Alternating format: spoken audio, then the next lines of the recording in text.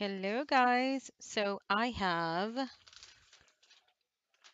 run all of my pattern papers through the Xyron and now we're going to get to matting.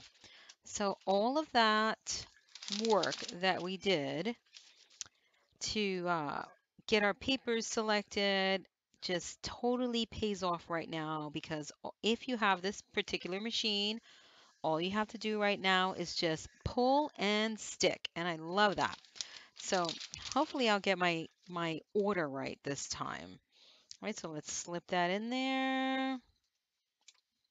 And I like to line everything up with my, oop, and I can see my big old head in the way, with the flaps, you know, the mechanism. All right. I'm meaning the flap from this piece and the flap from this piece. All right, guys, and I'm getting a lot of questions about this tutorial and how to make the book. The link to purchase the tutorial is in the description box. All right, guys. So those videos and instructions are a part of a purchase. All right, guys, which you will get access to the tutorial and the videos as well. All right, guys. So I have done you all the I linked everyone down below for convenience. All right, if you want to learn how to make these two books, you get both books in the same tutorial. Right, it's not one tutorial for each book, is one tutorial for both books. All right, so you get them both. All right, look at how beautiful that looks. That's just really beautiful matting. Good job, Kathy. All right, so let's go back to where we actually left off because we've got all of our papers selected and everything's just really, really perfect. And I'm happy with that. So again, looking for that eighth inch alignment all the way around to give me that perfect 1/8 inch border. All right, so what do? We cut our papers at 1/4 of an inch smaller than our matting surface to achieve that 1/8 inch border. If you're wondering what is Kathy talking about, 1/8 inch border, if you're just joining me, if you look around the pattern paper, there's a perfect 1/8 inch border of the black cardstock.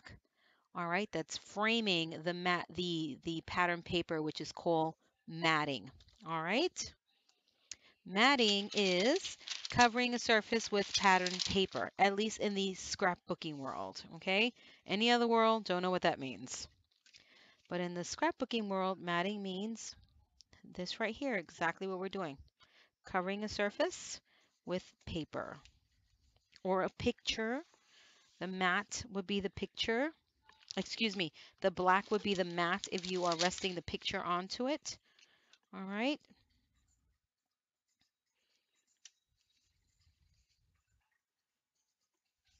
All right, and then we skip this, remember guys? And now we have this paper over here. So I'm literally just peeling everything off of the backing of the Xyron paper. And that's just a little too low for my taste. Someone left me a comment to snip these two little pieces off that it's easier to get in the pocket. I appreciate that, but it's just not my thing, darling. I rather just struggle a little bit. I just don't feel, I don't want to do that. But thank you for the suggestion. So for those of you who find this too, a pain in the butt to get in there, the suggestion was to taper the ends to slip the paper in. Okay? So here we go. This little piece of paper turned out perfectly for this mat right here. Love, love, love. Look how beautiful that is. Just perfection, guys. So we did this over here already. Before I pick my paper, let me just make sure. Yep, I'm still on the right track. So remember, I'm peeling my papers off of the backing, right? Boom, and matting. I like to align my paper so that I see my 1/8 of an inch border on 3 sides. Here, top and bottom, and hopefully if I get it on there straight, I'll get it on the 4th side. Sometimes that doesn't always work out according to plan, but that is the plan. Okay, opening this up here. And now we've got this striped paper.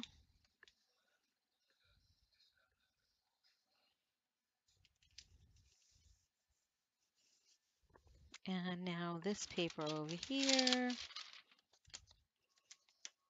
And I know I'm going to wind up flipping my book around, but I'm going to try it anyway because I am a glutton for punishment, I tell you.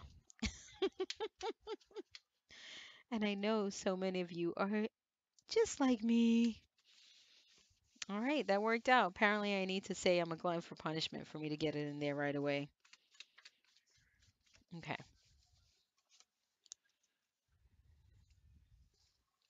All right, here we go.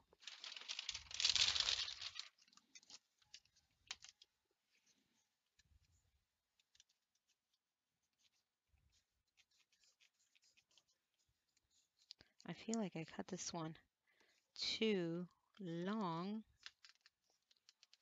All right, here we go. Beautiful. Getting off that extra adhesive if you have some. Someone also mentioned in one of the comments that if you take a heat gun to the extra adhesive, that it dries it and you can peel it right off. Never tried that. I don't think that I will, but for those of you who have a heat gun readily available on your desk and perhaps do not have one of these, you can try that. All right, just be careful. In my head, that doesn't make sense. In my head, logically, I feel that if you heat up something sticky, it's going to melt. So I'm not quite sure, but you can try it. Absolutely go for it. So some great suggestions in the comment section. Thank you so much. Some tips for you all. Just gotta love all of these crafting tips. Every time I have one of my classes, I always learn something new. Suggestions from the viewers. So we always have our own little way of doing things, and it just winds up, it works for some and not for others, but we take away from it what we can, and that is, or what we're willing to apply to our regimen, and that's all that matters, right?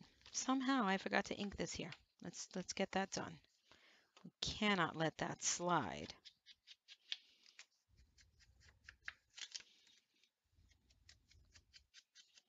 All right, here we go.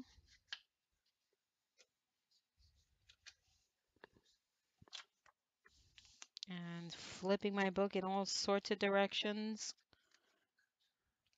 Okay. Here we go. Perfection. And then here, I think I did the wood. Yep, I matched that wood print with the other side. Right?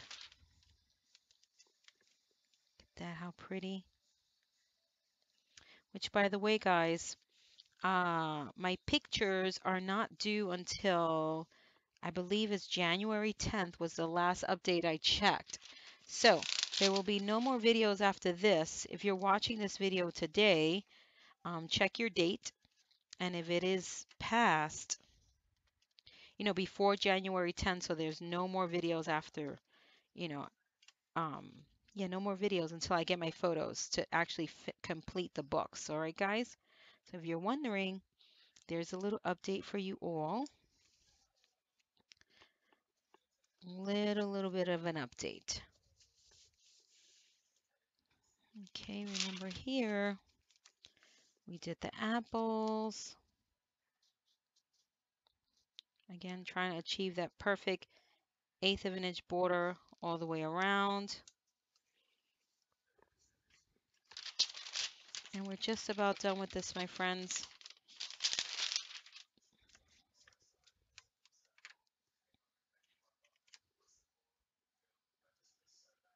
Just about right here.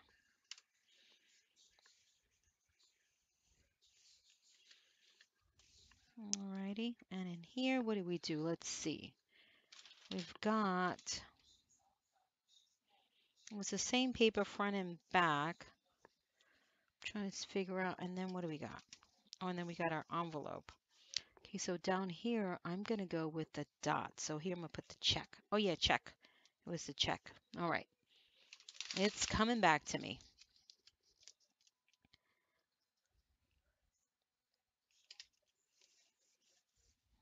Alrighty. Oh, forgot one piece.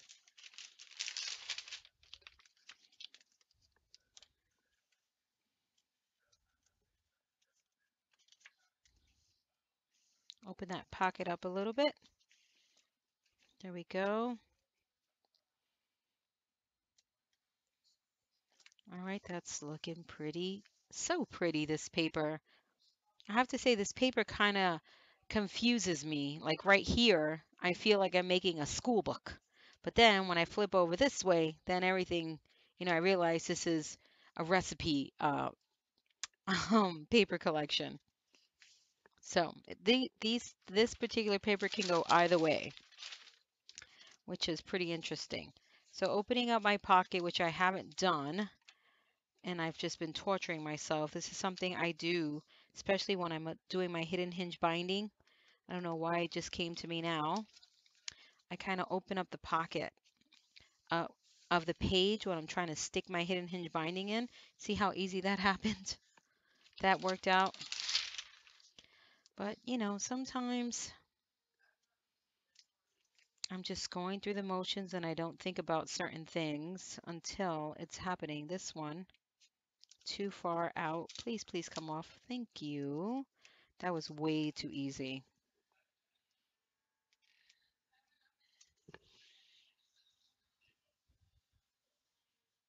Alrighty.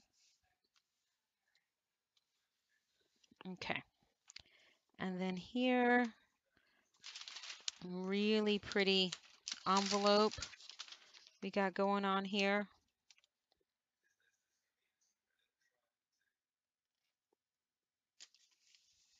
Alrighty. And just going to open up that flap to get this piece on there, because I know this is where this goes.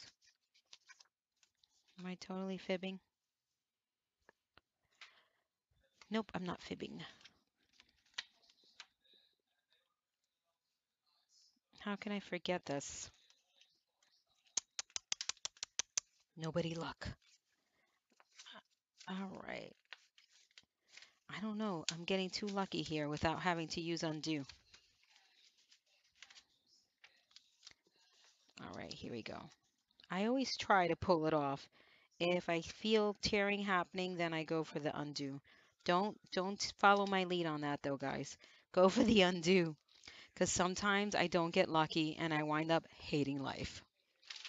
All right, it is most certainly a gamble. So ask yourself, are you feeling lucky? That might be a no. Let's see what I got here. I think I'm gonna switch this around. No, no, no. I didn't switch it. This was original plan. Original plan.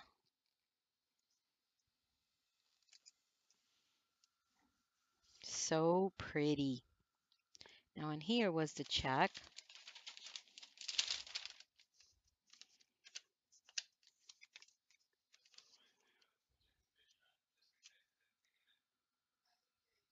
All right, here we go.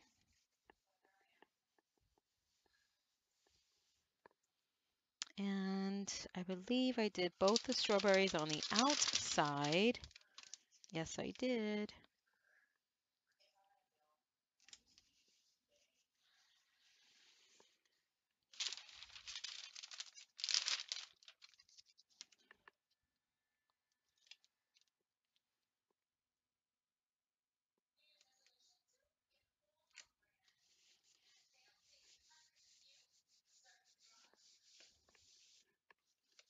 Alrighty. And I'm gonna finish this up down here. And then we did a different pattern on top. Such pretty paper. This one's got a ton of schmutz on it. Schmutz, gunk, either way, you guys know what I'm talking about. All right, and last, let's get a nice little paper clip on here. Last but not least, I didn't consider that back. I don't like it. And I didn't ink this either. Somebody took some shortcuts.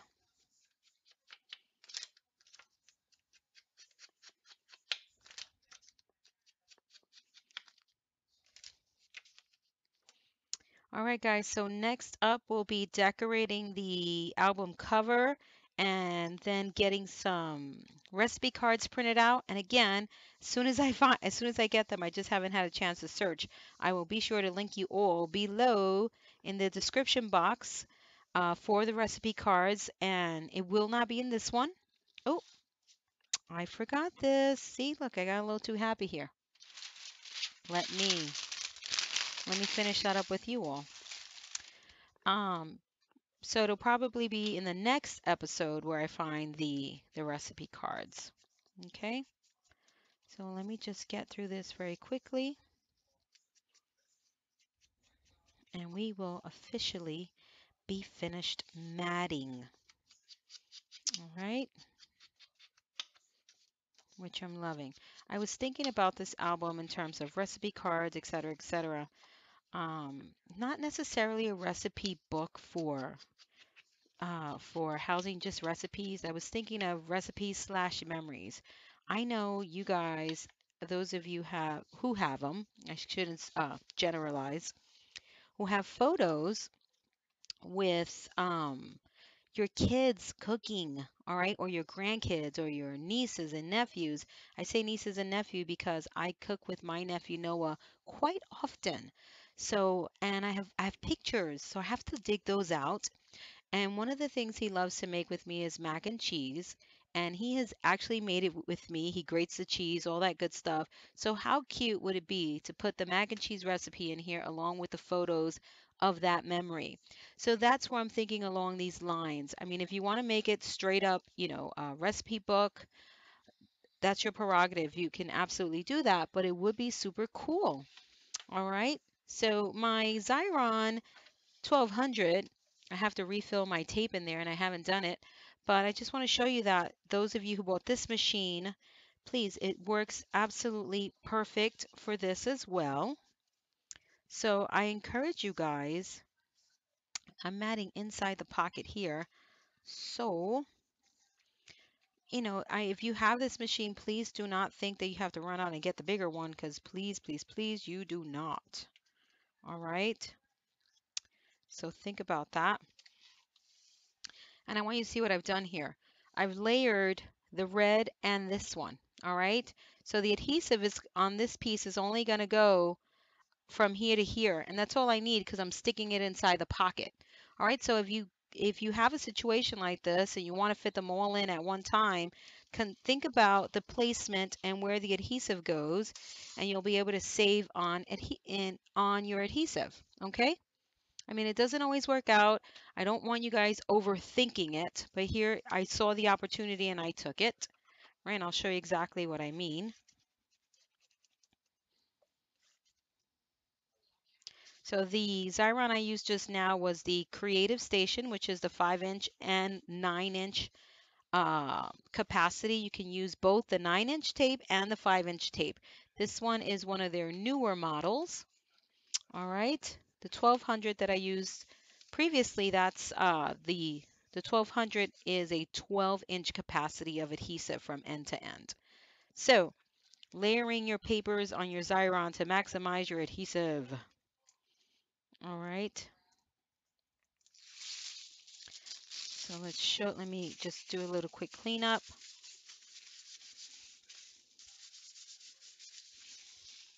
So this piece, obviously I needed full adhesive because it's going on here. All right. But this piece, it's going into the pocket, so I layered it under this piece So I don't have adhesive down here, and it doesn't always work out that way, but right now it did, and it's perfection. And my paper is cut super big here. I forgot I was supposed to cut that down some. Oh, it works. Just got to get it in there right. Hold on. There we go.